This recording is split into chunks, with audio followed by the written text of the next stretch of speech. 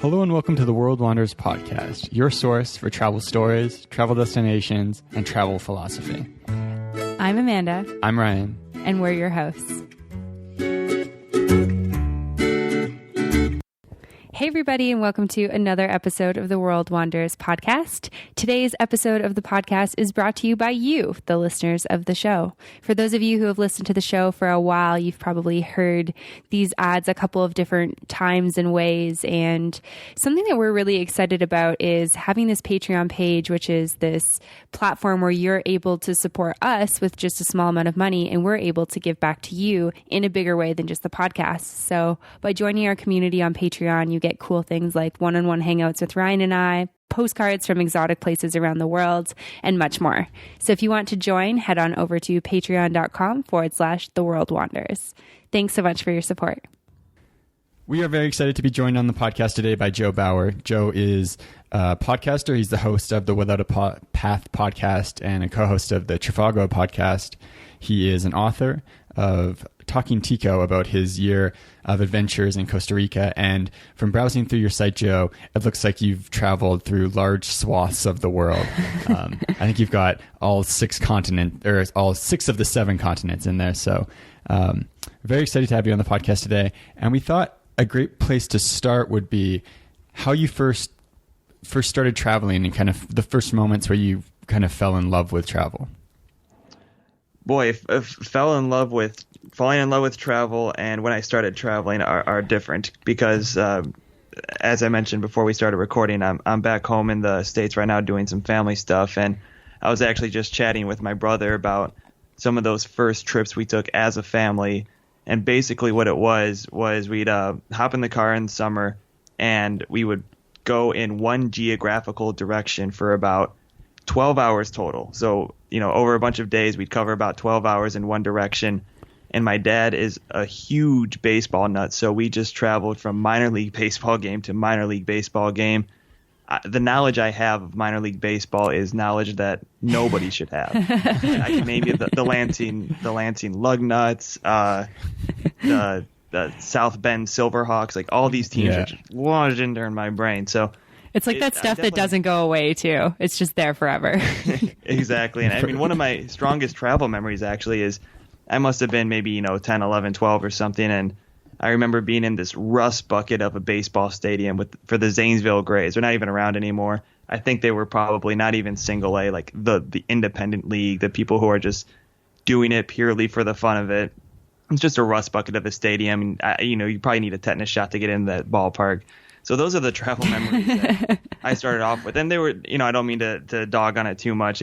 We had great times. We went to the Field of Dreams, which is kind of a big American movie classic. We played ball on the field. We ran into the cornfields, sitting the whole I'm melting, scene from the movie. So that was certainly great. But what I always find ironic about that is now I loathe cars and I rarely travel in them. And I'm happy to be living where I am now in Germany, where we just have like such great access to the city and to nature and all that good stuff, just by trains or biking or walking. So it's kind of really, I always find it interesting in myself just that how I started traveling.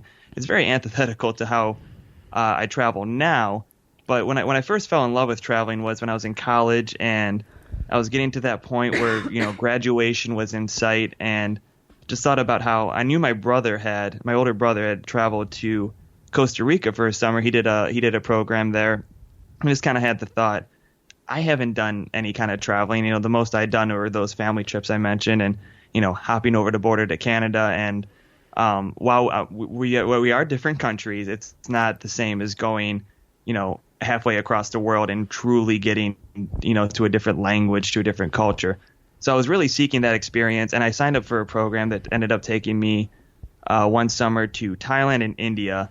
Then after that, I was just hooked. I got the proverbial travel bug that everybody talks about, and really that was about almost 10 years ago. Hard to believe. And from there, I just couldn't look back, and I've been really traveling as much as I realistically can.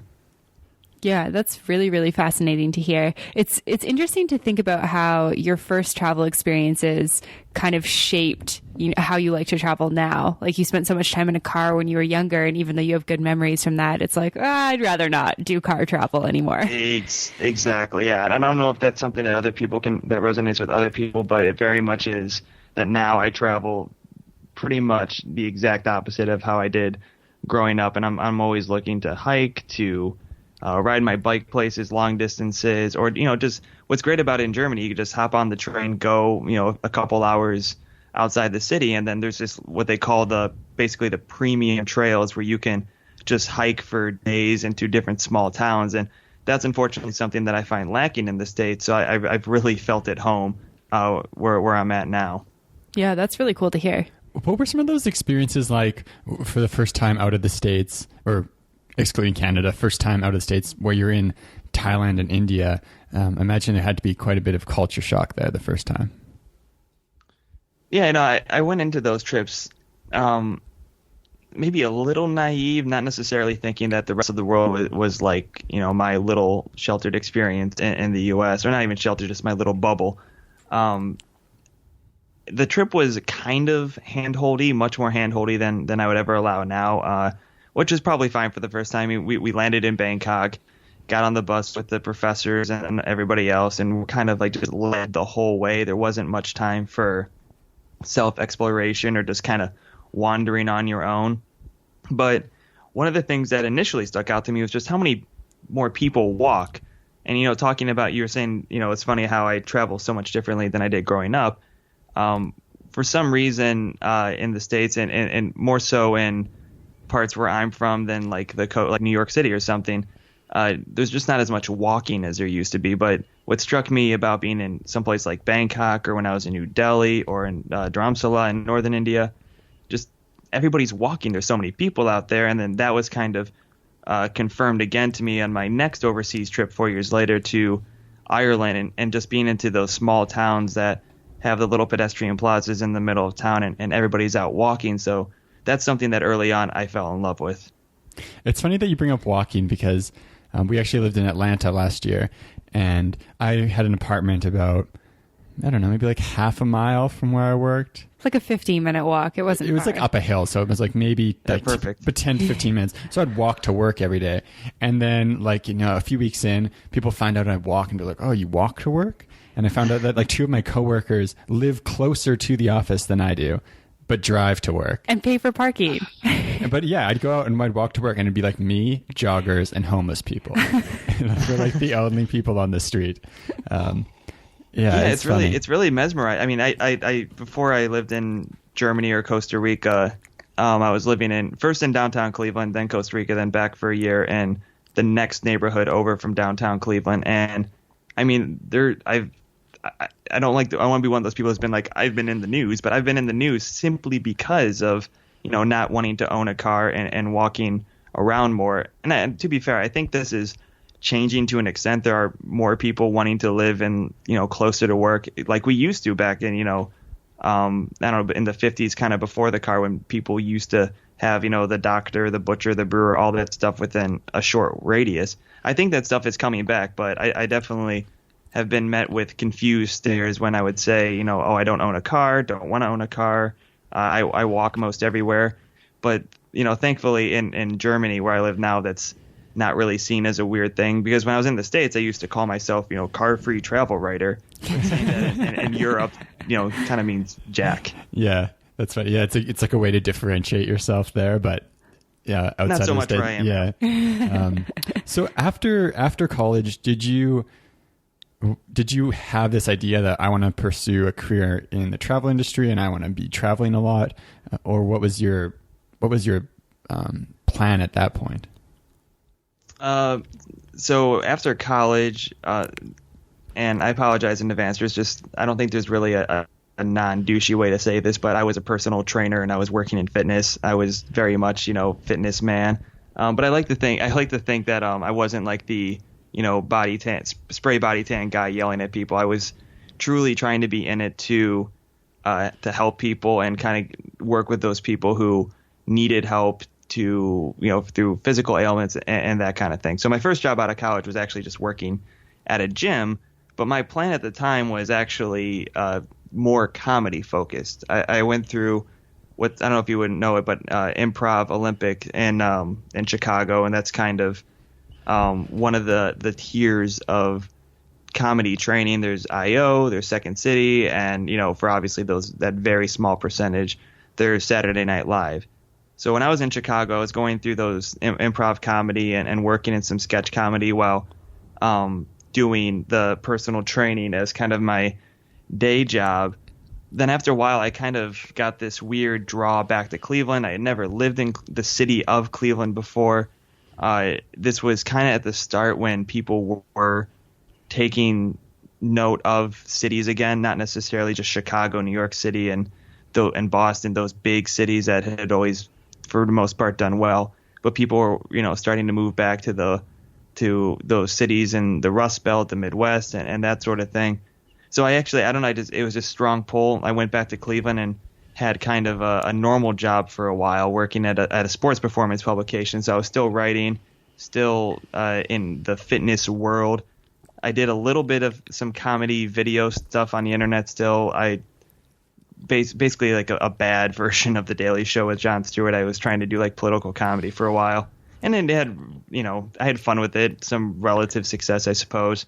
But then I just kind of fell into the travel world when I saw this opportunity to go on a trip and write about it. And actually in Northern Ontario, I was paddling a Voyager canoe to this folk music festival in Red Rock. And once I did that and realized that you can sometimes, hopefully, get paid to write about travel, I didn't really care about how much money it was. As long as I could reasonably live happy, I would be more so made happy by having those travel experiences. And if I could work out everything else, and that would be fine.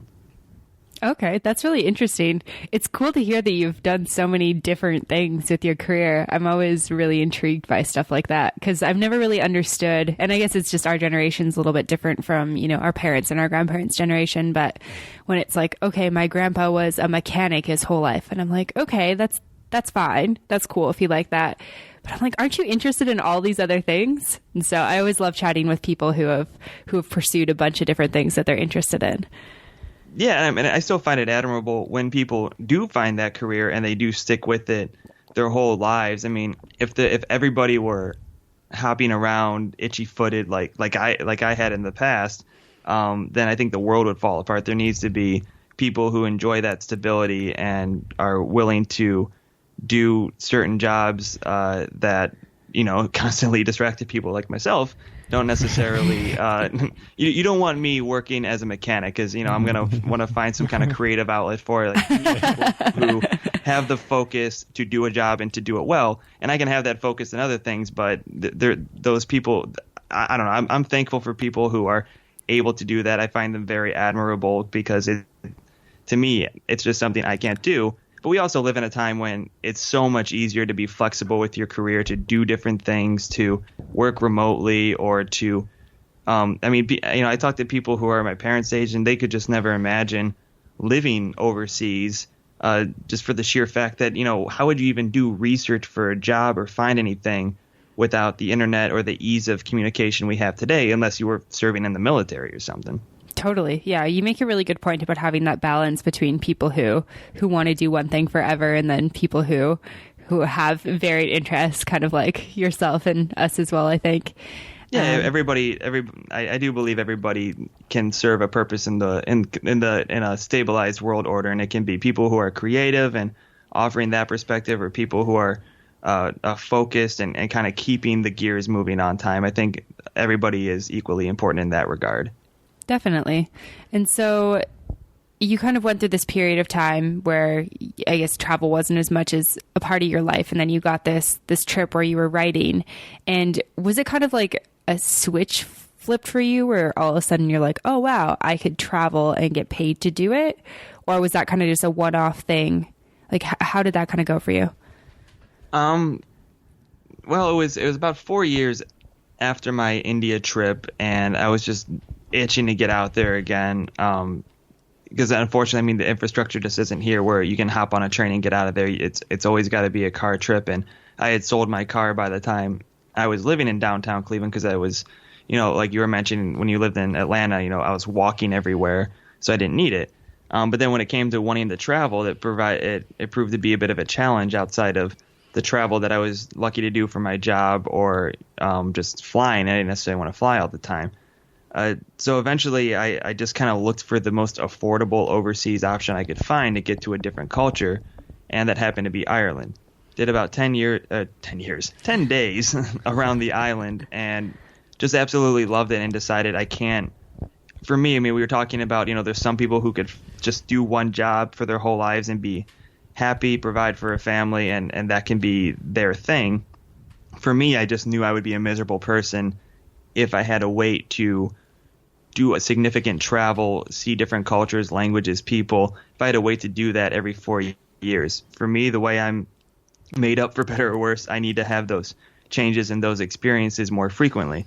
So I just kind of started making a cognizant effort to see how to make that possible. This must have been maybe not at the start of that whole travel blogging boom, but like a few years past that. So there's at least some material out there for me to kind of take stock in, to read, to kind of get a feel for the landscape. And, I didn't start off necessarily traveling to what people think are more exotic locations. I started off doing, maybe some press trips locally, or just taking assignments more locally within Ohio. And that was fine. I mean, I'm firmly believe that there's fantastic stories right in our backyard. You don't necessarily need to go halfway around the world to find them.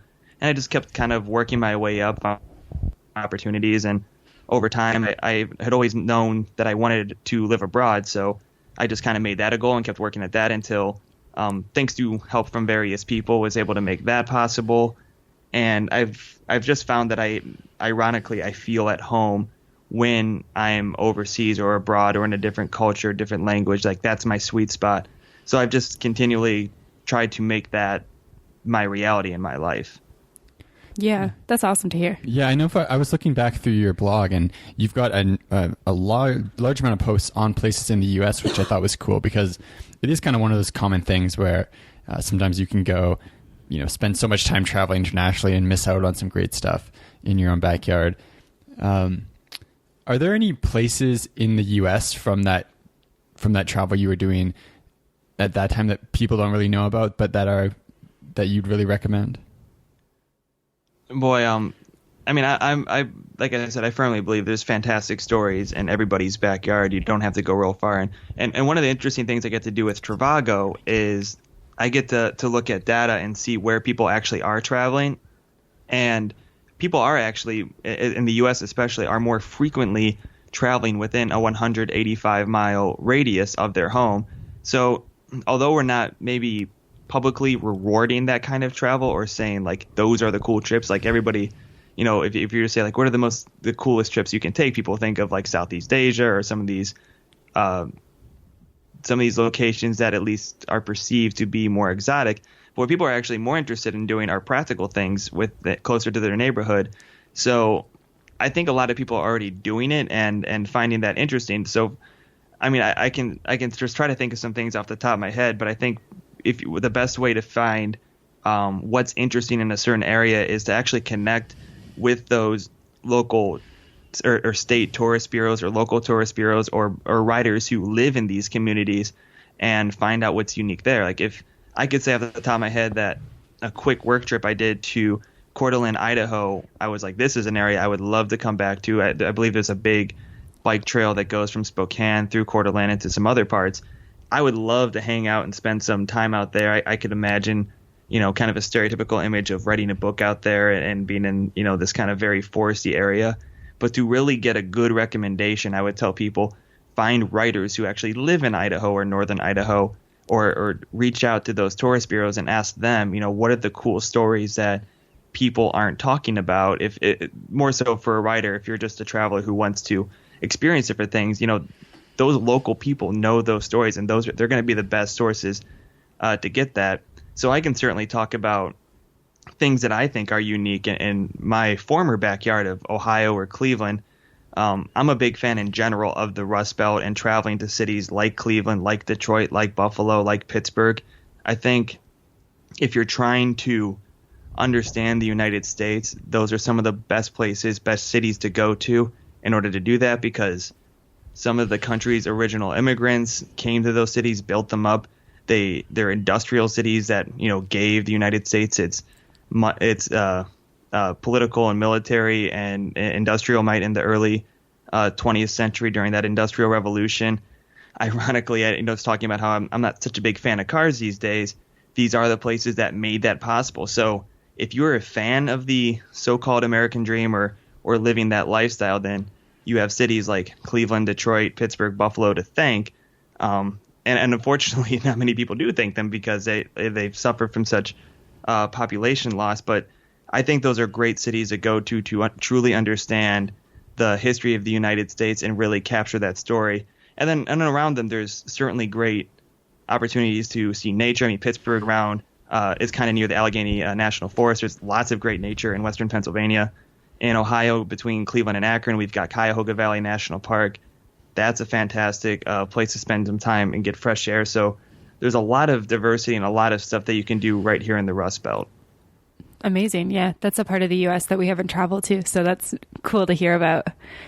Yeah, I mean, and it's not one that's marketed so heavily. Most people, especially from overseas or out of country, they're wanting to hit those big cities. But now that I'm in Germany or in Europe in general, when I talk to people about places to go in the U.S., I'm a big proponent for checking out the Rust Belt.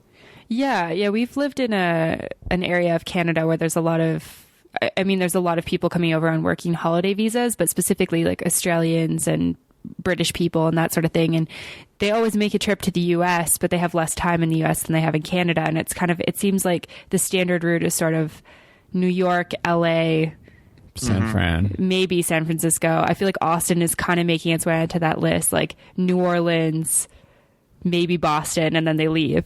And I'm like, oh, the U.S. is so big. There's so much to see. There's just so much more than just those cities. Sure, and those are all fantastic cities to see, too. I think people should check them out, too. But I also am a huge proponent for checking out the Rust Belt for the United States is so big, so there's a lot of different stories out there to tell. But I find the Rust Belt to be one story that isn't told often, and when it is told, it's usually by some writer from New York who pops in during an election to say, like, oh, this area still exists, and here's what the people are saying. Not ideal. Confirm, Buffalo still exists. Yeah, confirmed, yes. So at what point did you make the move to Costa Rica? That was about 3 years ago. It's 3 years ago this August. Okay. And what inspired that trip? I had always wanted to, like I mentioned before, I've always wanted to live abroad. My fiance at the time, we got married and then moved down to Costa Rica. We talked about different possibilities. I was interested in Europe because I sensed that they had the kind of infrastructure that was more in line with the lifestyle I kind of wanted to do, train travel, walking, cycling, that kind of thing. Easy access to nature. But as I'm sure you might know, you can't just pop over to Europe and start living and working there unless you can prove that you can financially take care of yourself for years and years and years to come, or if you get a visa to work there at a proper job, and that in and of itself isn't necessarily easy at all. Central America proved to be a little bit more welcoming in terms of the bureaucracy. It's easier to just go there. And I mean, you have people, not that I advocate for this, but you have people who go to Costa Rica and live on what they call a perpetual tourist visa. They do their 90 days, they hop over the border to Nicaragua or Panama, and they come back over. But plus my brother had studied abroad there in Costa Rica. So, it had all the things I wanted in terms of feeling like I was living in a different culture, learning a different language, and just trying something new. So that's kind of how Costa Rica elevated to the top of the pack. I did also actually go to graduate school down there, so there was another reason to take me there. And another draw for me, just as a writer who enjoys finding and telling different stories, is that it's a very compact area, so you can get different cultures within relatively short travel times, because you have, Guatemala, El Salvador, Nicaragua, Panama, Honduras, all these countries that are within a short area to Costa Rica. And then living in Costa Rica, I found that there's lots of different cultures even within that tiny country. Awesome. That sounds great. I was like, oh, I want to be down there in Central America. Yeah, no, it did not suck living there. Yeah, Central America's been on our list to go, but we keep kind of getting distracted and going other places. It'll happen. Well, I would recommend focusing and getting to Central America because it's a fantastic place to be. Yeah, definitely. Can you talk a little bit about what life was like living in Costa Rica? There's definitely truth to the stereotype that it's more laid back. Sometimes when I'm in Germany, I kind of miss that, laid back, things will happen when they happen attitude.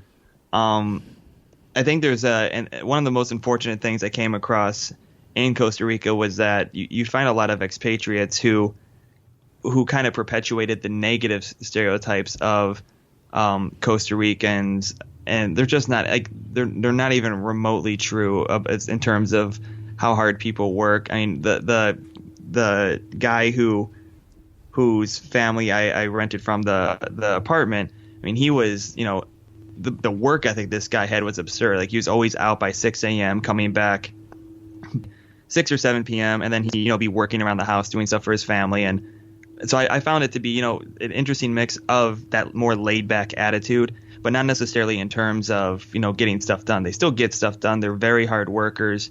They just manage to, I don't know, maybe they balance it better between family time. I mean, they are very close to their family. People still live very close together. There's less people like me who live on an ocean away from their family. So there's a little bit of that. The family atmosphere is different. The lifestyle, the way time moves is different. At least coming from the States, one of the things I noticed right away was that there isn't, maybe there is this cultural desire to get like the big house, the car, and all that stuff, but it doesn't at least seem to be as big a deal as it is in the United States. People certainly, you talk to kids, they say like, oh yeah, I want a car, I want, some of these nice things, but people seem very content living in smaller spaces. And then for somebody from the States, the more you travel, the more you realize that, we're actually the rare ones who have these big spaces, and that more people live closer to their family, in smaller places, and, still walkable. Even the tiny town I was in, it kind of made me think like maybe this is what 1920s to 50s U.S. was like, because we could walk to the market, we had all these little stores nearby. So for me, it was truly a fantastic experience, and I'll always be very grateful for that time in Costa Rica and traveling around Central America. Yeah, that sounds like it was a really fun experience. It's interesting to see in different cultures. We found this a little bit in Asia as well. The family dynamic is quite different. I feel like from North American cultures and maybe European cultures as well. Like you meet a lot less people who are moving to the other side of the world to just, do their thing. It's kind of more of this, you stay as a family unit, you stay closer, you don't even move across the country in most cases. Sure, absolutely. I mean, I even had that experience when I traveled to Jordan last year. I was very, very lucky to be invited to home for dinner and saw how, one family's home is right next to the other, and they all share basically just their space. It's all one. And I don't know, I found it, I mean, it's weird because I find that admirable, but it's not necessarily something that I would do. I like being able to move around and see different parts of the world. But again, like I said, with the people who do certain jobs, they can be happy with that their whole lives. I think there certainly needs to be, the majority of people need to be people who are comfortable with and enjoy having those close-knit families, because the saying, it takes a village to raise a kid and all that stuff. Like that needs to be the norm. I think the world can only handle so many, wild cards like me who want to keep moving around and have those itchy feet. Did you go down to Costa Rica with the plan to write a book about it, or did that come up once you were there? I certainly had it in the back of my mind, because I had written some hiking books. There was one for Cleveland, and I was not by that time, but I would be doing more for other parts of the U.S. But I was a big fan of that Bill Bryson style travelogue where he mixes some history with his opinion, with narrative and some humor. And when I was looking to move to Costa Rica, I realized there's not really much English literature on Costa Rica, period. So I kind of had it in the back of my mind. And I write about it in the book early on that I was at a book fair in San Jose, and I met somebody who we kind of call each other one another's doppelganger because we have a similar background in that he's from Pittsburgh, I'm from Cleveland. He moved down with his wife to Costa Rica and to be a writer, and he worked at the Tico Times. I eventually worked at the Tico Times. And we talked about this at the book fair, which the honored guests were authors from the United States. And we kind of talked about how, there's not much English literature out there.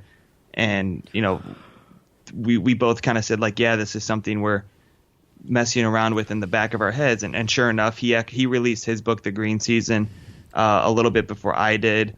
And then I wrote my book just about my experiences down there. And then shortly after that, our former boss, so to speak, ended up releasing another book, called Love in Translation, another fantastic book about life in Costa Rica in English. So it's starting to change, and I certainly hope to see more stories being told there for English-speaking readers. But even I would love to see more stories that are translated from Costa Rican or Salvadoran or Guatemalan writers. I'd love to see more stories told from them translated into English to kind of open up that world more to travelers from North America. Yeah, definitely. That's really interesting that you it sounds like it's kind of a blend between looking at like, oh, okay, there's actually a need in the market for this. And then it's also something that I'm really interested in doing and kind of blending that to create that.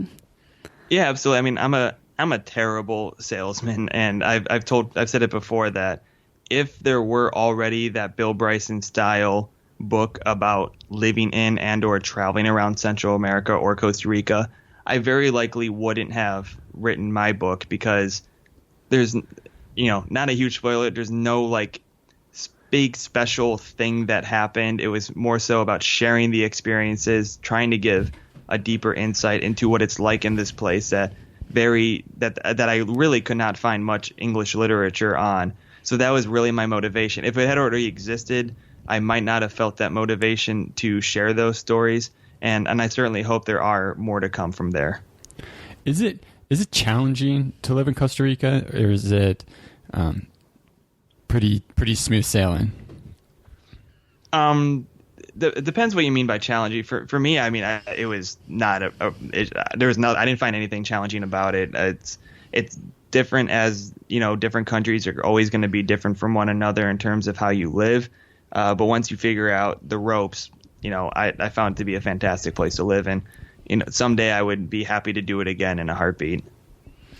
Yeah, and so I'm a bit curious about like your book and some of the things that you specifically wrote about. You said that there's some funny stories in there, and I wonder if you can share a little bit about that with us.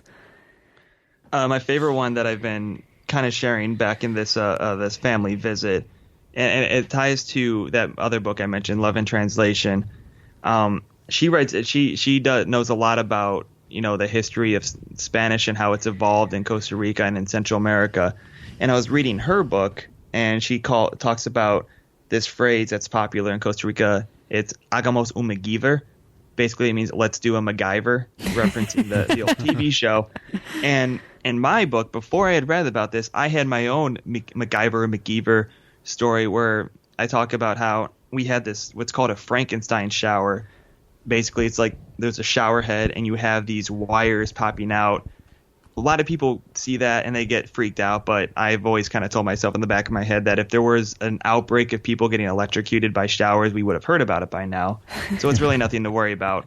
But the annoying thing is we had, shower head, wires popping out, and there's this little tube that I think it was supposed to be, like some showers have that thing you could pick up and so you could spray, wherever your heart desires. And so it was one of those things, but every time the water pressure came out, it would just pop out, and then the water would just drizzle down through this hole instead of going out through the shower head. So I went down to I hate calling her landlady because it makes it sound like so impersonal. She was really we called her Mama Tica, like she was like a mother in Costa Rica. But anyway, so we had her come up, and she was looking at it and trying to figure it out. She first of all, she cut like a piece of the nozzle off, found a candle that we had lit previously, and she was melting the side of it. She jams it back into the shower head, uses something else to dry it, and then she looks at me and she just goes, "McGeever." And so I love, and we had this back and forth at first. I was like, MacGyver, sí, como la programa de televisión, and I was like, oh, MacGyver, MacGyver, como su MacGyver. So I love that I had that experience, and later read this other book where that's apparently a cultural thing in Costa Rica, that if you need to get out of a jam or figure something out, hagamos un MacGyver. That's so great. Yeah, that's awesome. I like that. I like how she just used a candle to try and fix a shower head. Yeah, well, she knows her MacGyver. Yeah. It's pretty clever. I would never think of that. When you moved down there, was it always just going to be 1 year, or did something change that provoked you to move back to the States afterwards? There's no great story to it, but I mean, I had fancied the idea of maybe if we like it, we could stay longer. My program was only a year long, but my wife did get a job that took her back to the U.S., and so we were separated for a little bit while I finished graduate school. And there could have been ways that I could have stayed down longer, but obviously we wanted to be together, so I went back up to the States. But of course, it didn't take long before I was itching again, and a year later we were already having plans to move to Germany. Wow. And so what inspired Germany? I wish I had a great story for this too. I was at a travel writers conference because when I was back in the States, I was basically a full-time contract writer, travel writer, all that stuff. And I had attended a conference in Florida, and I saw this stand for Trivago, and I didn't at the time know what Trivago was, but the stand was being run by two Mexican women. And so I asked them about it, and they were saying, "Oh, we live in Dusseldorf, Germany." And so I was like, "What? You're from Mexico, but you live in Dusseldorf? How did this happen?" And so they explained to me about the company and whatnot. So I had moved back to the States in June. That was in the end of October. So basically the holidays went by, and then I was saying, what about, we talked about wanting to live in Europe at some point. What if I just reach out and see what possibilities are there? And long story short, I did. Went through, that whole process, and a few months later, we were going to the consulate in Chicago to get our visa, and a couple months after that, we were living in Dusseldorf. Wow, that's such a cool story. I feel like that's more. It worked out. That's an interesting story. Have you been learning German since you've been living there? Actually, it's ironic. I had gone on a trip when I had my travel writer hat on. Shortly after moving back to the States from Costa Rica, I had I think it was about 10 day or 8 day, 10 day, 2 week trip or something like that to Germany for a few assignments I had. And so before that, I've gotten, I grew up in the States thinking, why do I need to learn anything other than English? And then I moved to Costa Rica specifically to learn another language. And I've since become a huge language nerd. I love learning different phrases and, spending as much time as I can learning a new language before I move someplace. So I had this trip planned, and so I kind of did a Duolingo, coffee break German, mind snacks, just a compilation of things just to get by. I mean, everybody, I hate it when travelers are like, oh, you can just speak English, you don't need to learn. I like learning at least a little bit of something. So I did that in German. Then, once I came back, it kind of went away. But then once this opportunity came up to possibly move to Germany, I started picking it up again and doing different programs. And yeah, now I am taking classes. And after we get done chatting, I got German homework to do. Oh, awesome. How have you found learning German, compared to learning Spanish? It's definitely more difficult. Although I heard something centuries during the time of Shakespeare, supposedly Old German and Old English were similar enough that you could understand one another.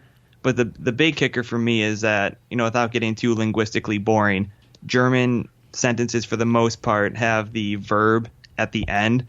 So it's really a mind, you feel like an aneurysm growing when you're speaking German as a native English speaker, because you're trying to say your sentence and then pause and remember to throw that verb at the end.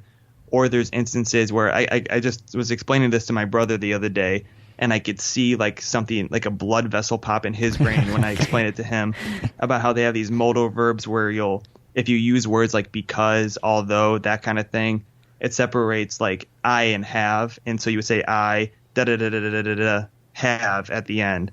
So it's really hard when you're trying to talk fluidly and you're trying to remember, like, say the pronoun, stop, put the other thing at the end, and say the other stuff. Now remember to say the rest of the thing, and the thing happens in your brain. So, but I mean, I love learning, and you know, I feel like I'm getting a little bit more confident with it.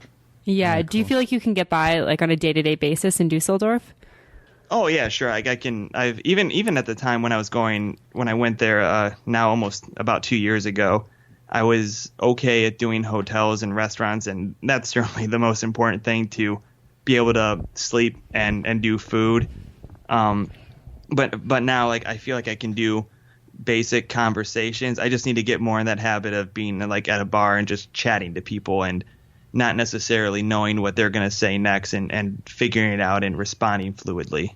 Right. Yeah. It's so much easier to put yourself in that situation in the restaurant where you're like, I know that there's one of 3 things that they're going to ask me after this. Exactly. Yeah, because at the restaurant, like, okay, in this part of the thing, they're going to ask if I want anything to drink. At this part, I've eaten my food. They're going to ask how I liked it, and then they're going to ask if they could take it away. And so that's certainly easy for me now at this point, but I need to have more of those kind of wild card conversations. Yeah, definitely. Yeah, one of the awesome things about learning Spanish, too, is that like online, you can find so many cheap options to have conversations with people because they're in Venezuela or Central America somewhere. But with German, it's like it's going to be expensive to find a tutor or a teacher online. Yeah, I mean, I'm lucky that with German that Trivago actually offers classes for German, so I can kind of get some stuff there. But I also like using lots of apps. I use Babbel. I previously had used Duolingo.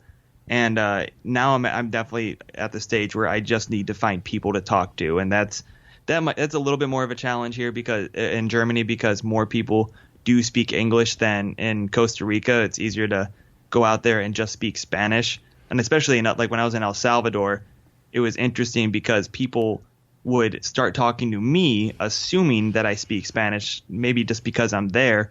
Whereas in Costa Rica, I stick out like a sore thumb. People would just either speak to, like, in terms of hospitality, people would just speak to me in English or maybe not talk to me at all. In Germany, people will talk to me in German, and sometimes if I have just the slightest hint of pausing to figure something out, then they might just switch to English. So I really need to be with people who know I want to learn and to kind of back that up a little bit. Mm-hmm. Yeah, that's one of the things that we found, I guess, a little bit challenging about being native English speakers is it seems like it's such a universal language is it doesn't come from a place of wanting to be ignorant. It's like I want to learn basic words when I go to any country, but sometimes it's just that person, in hospitality, they speak English fluently, and then it kind of dissuades this learning because, English is just natural. We can just speak that. Right, exactly. And so what is life like day to day in Dusseldorf? It really has turned out to be basically my sweet spot. Like, I can walk to work. I could bike, but I actually live so close that it's probably just as easy to walk. It's great for transportation. I mean, I live pretty close to one of the local trains, and there's lots of buses. The main train station can get you pretty much anywhere you'd want to get to in Western Europe. I'm really close to the airport or the main train station, so traveling's really easily. In terms of like the city, I mean, the neighborhood I'm in is pretty quiet, more residential. You'll see a lot of people walking around now as the weather's gotten nicer, as there are some office buildings. The town center is called the Altstadt, basically just the old town, and that's where you'll see a lot of people at night going out and drinking probably too much. There's a lot of cool restaurants kind of in the periphery of that as well. It's just I don't know, I really think it's a beautiful city.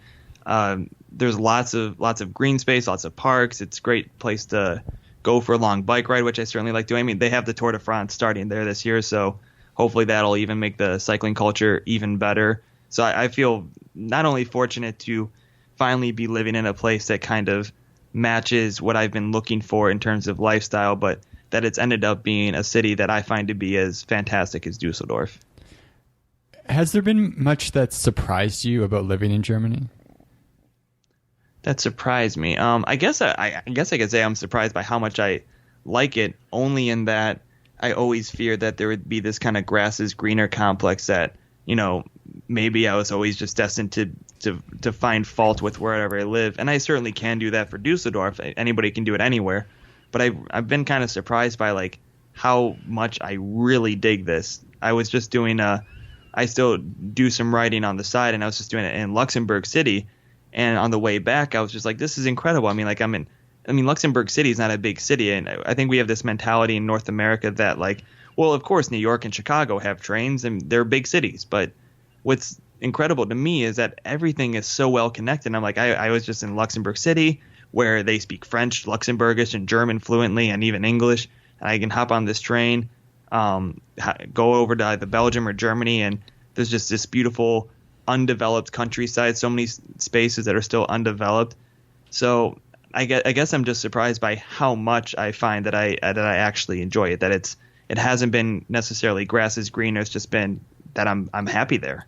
Yeah, that's awesome. Yeah, we've always thought it'd be really neat to live in Europe, especially coming from Canada. I mean, Canada is so big. It's right. So not densely populated. It's like you could drive for miles and miles and miles and never see a single other person. Whereas Europe is so close together, and in 4 hours on a train, you can get to another country and another language and a whole other culture, which is really cool. Yeah, I love it. I mean, even that's been kind of my sweet spot. I mean, I've loved the idea ever since I've gotten into languages and cultures that, some people that doesn't appeal to them. They like the idea that you can go from Maine to Southern California and be able to speak English and not have any problems. I like having those linguistic infusions and moments. I was hiking in Tenerife, Spain, in the Canary Islands, and came across an older Italian guy who wanted his picture taken, and I had just been in Italy a few months before that and did the Duolingo Italian. And so being able to spit a few words in Italian, like to make him laugh and see some idiot trying to speak Italian. I love those kind of interactions. And those are interactions that, because, we're all the same country from such a large space, if you like having that, that's great. But I like having the linguistic infusion, having those moments that lead to funny stories. Mm-hmm. Yeah, definitely. So a little bit earlier, you talked a bit about how in your early days, you kind of never would have thought you'd be this passionate about learning languages and speaking other languages than English. I've went through kind of a similar transition where when we were in South America, I really fell in love with Spanish and kind of like linguistics a bit and language learning. I'm curious for you, what was kind of like a defining experience where you were like, oh, wow, I actually really enjoy this thing that I thought I didn't enjoy? When somebody understands you for the first time, I was before Costa Rica, we did 2 weeks in Switzerland, and I didn't speak anything other than English at that time. But I very distinctly remember being in Bern, Switzerland at this cafe, and I was just like, this whole trip we just assumed everybody speaks English, and to be fair, they pretty much do in Switzerland and in the cities especially. But I was just like, this is easy. I can order 2 coffees in German. So I went up there and I said, "Zwei Kaffee bitte." And of course, later I learned that you'd actually say "Zweimal Kaffee bitte," but whatever. They understood me. It was actually black coffee, so it was even better. It was "Zwei schwarze Kaffee bitte." And I felt, and she said, basically said, "Okay," and that was it. But I was like, holy hell, she understood me. That was so cool. And then shortly after that, we went to the Italian part of Switzerland, and we knew at this point that we were going to move to Costa Rica. So I was doing Duolingo Spanish, and we came to this situation where we were at like a tiny pizza joint, and I don't even remember the city, in the Italian part of Switzerland. And we did actually come to a situation where she didn't speak English. The waitress didn't. And kind of, you did that like whimpering sound where you're like, I don't know what to do next. And then she asked she said, "Hablas español?" And I was like, "Oh, un poco." And we were able to get through, ordering and figuring everything out in what little Spanish I knew at the time. And I was like, you just feel this rush of an accomplishment. I'm like, yes, it's like, like a video game, like you feel like you level up or something. Yeah. And so that's kind of how I felt. I was like wanting to do like a little video game winning dance. And from then on, I've just really enjoyed having that interaction. And it makes people happy even when you surprise people. When I was in Japan, I came across a guy, I think he was in the U.S. military, but he had, believe married or was dating a Japanese woman, and they were there with the Japanese woman's mother. And so she doesn't, the mother doesn't speak any English, but she was, just kind of listening to us chat a little bit and smiling. And when we left, I turned and said, I think I said, "See you later, have a nice day," in Japanese. And the mother was just like, "Oh, wow." And she just like burst into happiness. Just said, I don't know, that somebody like me would come in and attempt to speak Japanese. So I really just enjoy those experiences. So all the time that I spend reading or trying to do these different games to learn the language, I think are made up for it in instances like that, just as a traveler. But as somebody who enjoys writing, you just get better stories that way. Yeah, definitely. Absolutely. I can fully relate to that. I remember my Spanish was quite bad the first time we went to Spain. I only had high school Spanish, and high school Spanish in Canada is not taught very well.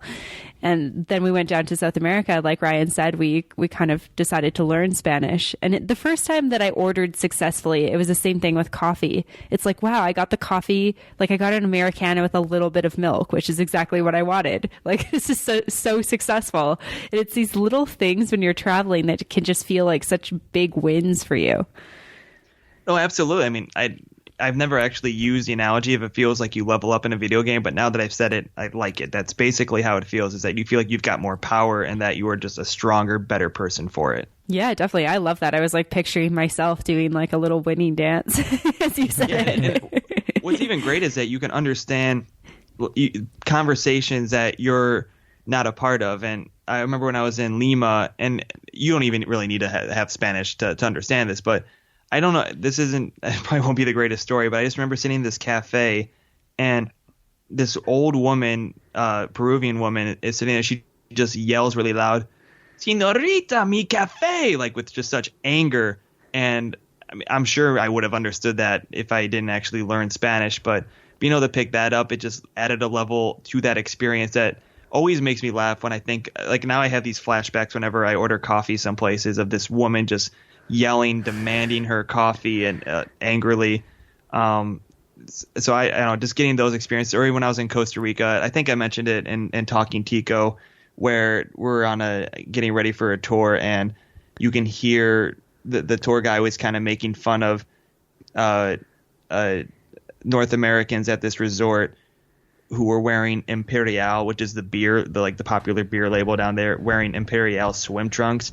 And they were making fun of these people, not knowing that we could understand them in the back. And then when he asked, "Me entiendes? You understand me?" And I'm like, "Yeah, hello, me." And he kind of laughed. And so you just get more experiences out of it. Yeah, definitely. I love that. And so has it been, are you on a sponsored work visa, or what has it been like to actually get a visa to work in Germany? Because I'm doing it through a company, it's much more approachable than I could ever imagine. I mean, it's certainly, I think people hear people like me talk about living abroad, and some people want nothing to do with that, and that's absolutely cool, and that's fine. It's like I said, not everybody can do it. Otherwise, the world would just be, not what it is, not as stable. I know people think the world isn't stable, but it's pretty stable for, what a worst case scenario could be. So for me, it wasn't too bad. I mean, it's certainly a lot of effort. So when people who do want to live overseas I think they sometimes envision that, you just like poof, you can do it.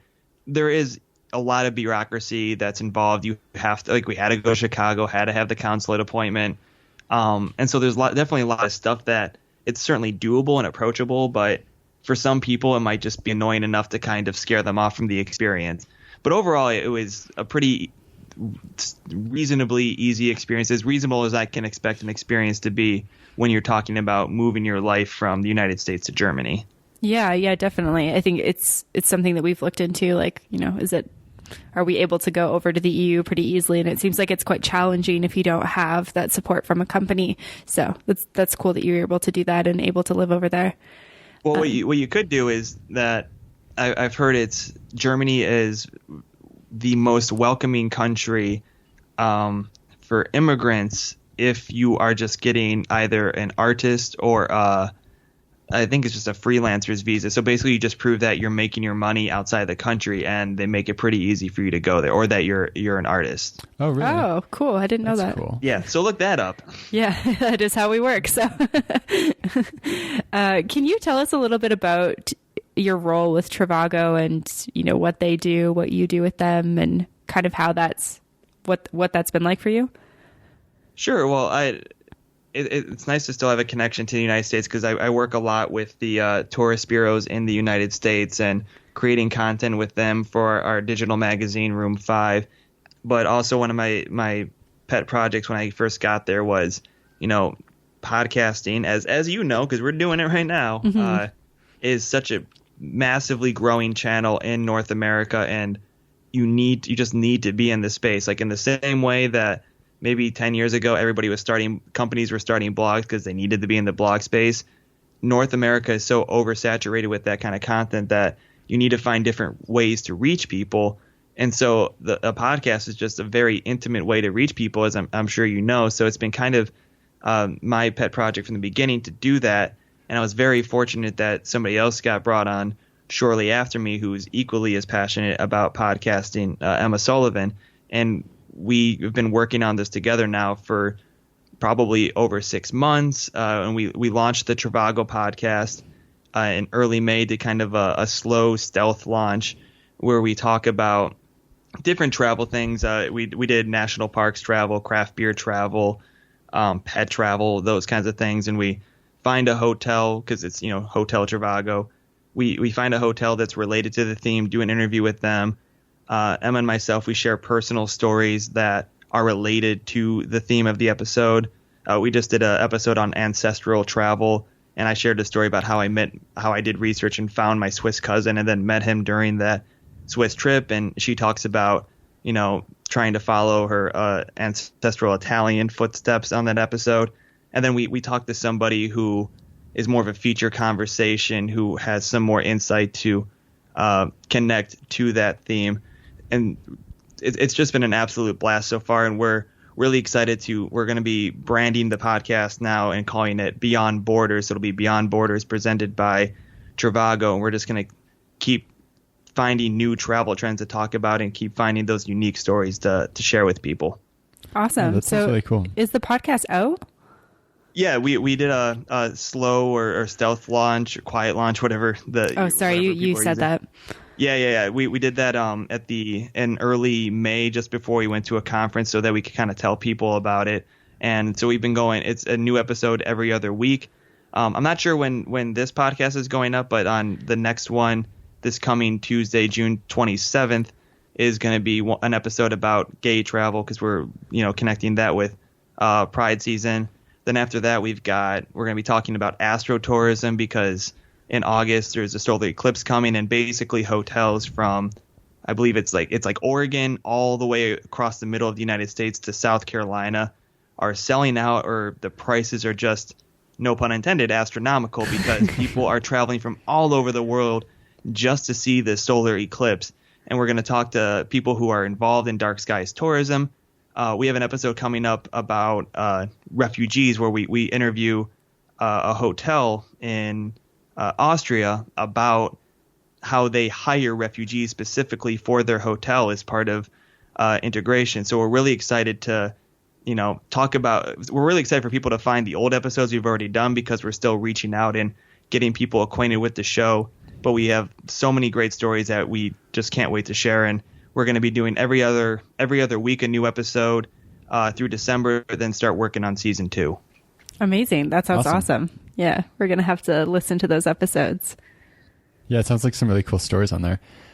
Yeah, we've loved doing it, and we wouldn't be putting this much blood, sweat, and tears into it if we weren't confident and if we didn't love it. So we're really excited for the people who have found it so far, and we're really excited to continue sharing it, letting people know the kind of different stories that are out there. We talk a little bit too about working at Trivago, what Trivago represents. We have 65 different nationalities that are a part of the company. So obviously diversity is a very important thing to us. So there's lots of different things from the travel stories that we're excited to tell about, to talk about, as well as those important messages that Trivago cares about. We're really excited to keep broadcasting those out there. Yeah, that's awesome. And so where can people go to find out more about that and to listen to the podcast? Sure. Well, we're on iTunes, Google Play, TuneIn, Stitcher, all those podcast players that people, however people want to get their podcast. Most people tend to find us on iTunes. You can also go to our digital magazine, room5.trivago.com, and there's a podcast section there, so people can pretty easily find it there as well. Okay, awesome. That's great. And then if people are curious about learning more about you, where can they go to find you? Best way is just go to my website, joebauer.com. It's Baur, and then I'm on, all the social media stuff that people are supposed to be on these days. There's too many of those to keep track of, I feel like. Too many, yeah. I used to, on my personal podcast, Without a Path, at the end, I used to be like, and on Facebook, I'm here. On Twitter, I'm here. And I'm like, this is god-awful and annoying. This social media, just put in my name, you're going to figure it out. Yeah, definitely. Amazing. Well, thank you so much for sharing talking with us, Joe. Yeah. Oh, no, thanks for having me on. I really appreciate it and love chatting with you guys. Yeah, you're awesome, and your stories are great. So we'll definitely have to get a copy of your book and read that as well. Sounds good. Thanks for having me. To find more information, relevant links, and photos talked about in this week's episode, check out theworldwanderers.com. If you have a question, comment, or feedback, send us an email at info@theworldwanderers.com. Join our community on Facebook at The World Wanderers or on Twitter at World Wanderers 1. As always, thanks so much for listening. Have a great day. Bye.